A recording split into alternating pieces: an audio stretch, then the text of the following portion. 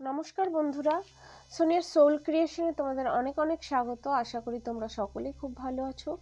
যদি আমার ভিডিওগুলো ভালো লেগে থাকে অবশ্যই করে লাইক করে দিও, কমেন্ট করে দিও এবং সাবস্ক্রাইব করে দিও এবং সকলের সঙ্গে শেয়ার করে দিও, কারণ তোমাদের একটা লাইক, একটা কমেন্ট, একটা সাবস্ক্রাইব আমাকে অনেক অনেক করে মোটিভেশন দেয় এবং পরবর্তী ভিডিওর জন্য উৎসাহ পাই।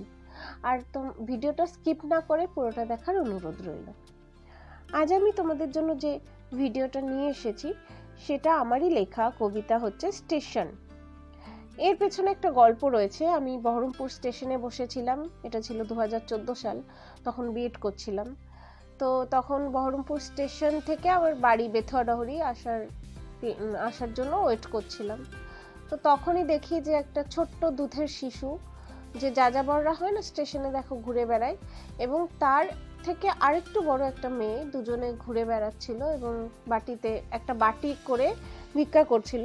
তো ছোট বাচ্চাটাকে ওই বড় বাচ্চাটা ফোর্স করছিল ভিক্ষা করবার জন্য, আর বাটিটা দিয়ে তাকে, সে ভিক্ষা না করায় বাটিটা ছুঁড়ে ফেলে দেওয়ার জন্য সে বাচ্চাটাকে অনেক মেরেছিল। তো এইটা দেখেই আমার তখন স্টেশন কবিতাটা মাথায় আসে। কেমন হয়েছে অবশ্যই কমেন্ট করে জানিও। বেশ লোকময় একটি স্থান, বিভিন্ন লোকের হয় এখানে আগমন। সামনেই রয়েছে দ্বিতীয় শ্রেণীর প্রতীক্ষালয়, তার পাশে শীতল পানীয় জলের নল। কত জনরব, কত কোলাহল। উহ, ওই যে টিকটিক করে কি একটা আওয়াজ চলেছে অনবরত। এরই মাঝে রয়েছে নীরবতা, একাকিত্বতা ছড়িয়ে আছে চারিদিকে।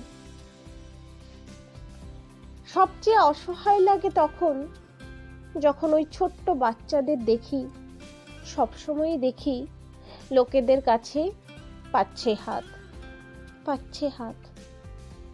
ছি, সত্যি সত্যি ধিক্কার। কিন্তু কাকে, কিন্তু কাকে? এই নিষ্ঠুর জগতে কাকে কি বলার আর? নমস্কার।